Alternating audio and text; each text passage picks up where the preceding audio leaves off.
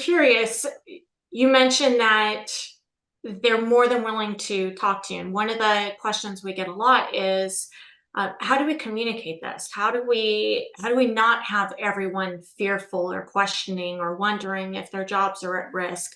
I don't see that anyone in my company is going to be accepting of someone from the outside coming in and probing or asking questions. Yeah. And you said, actually, they just can't wait to just spill the bean. They can't wait to mention anything and everything and talk about it.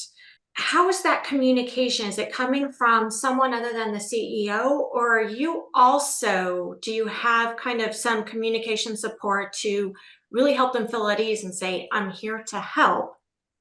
I need you to tell me where I need to be helping.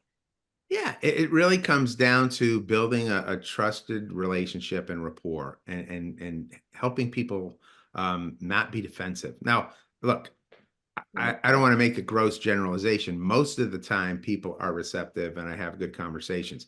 There are other people, you get in the room, shields up, and they are very defensive and they don't want to have a conversation, and you're not going to get a lot of information out of them. But by and large, I like to try and put people at ease. And if we're all working toward the greater good, then if people are really engaged, then I think they want to try and help be part of the solution. A lot of times people aren't engaged. They're checked out. They're like, hey, I hate working here. I'm going to leave the first chance I get. The only reason I'm here is the money's good. But boy, I'm going to do the minimum to get by and I'm out.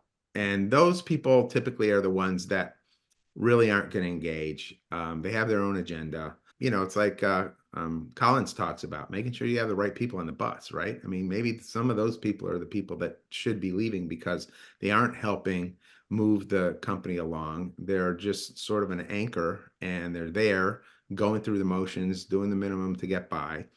And, they've been smart enough to keep it that way so other people can't figure it out. But what I found is by and large, um, people kind of know who the high performers are and who the people are that don't perform. And it doesn't take long to figure that out, especially in the big firms. Very competitive. When you go into various different organizations, there are certain pockets where people might be able to hide and sort of sub-optimize their ability to help the company grow and be successful. But for the most part, once you have that momentum going forward, I think a lot of those people will either leave on their own or they'll get found out and the pressure will be put on them to either leave or you have to let them go.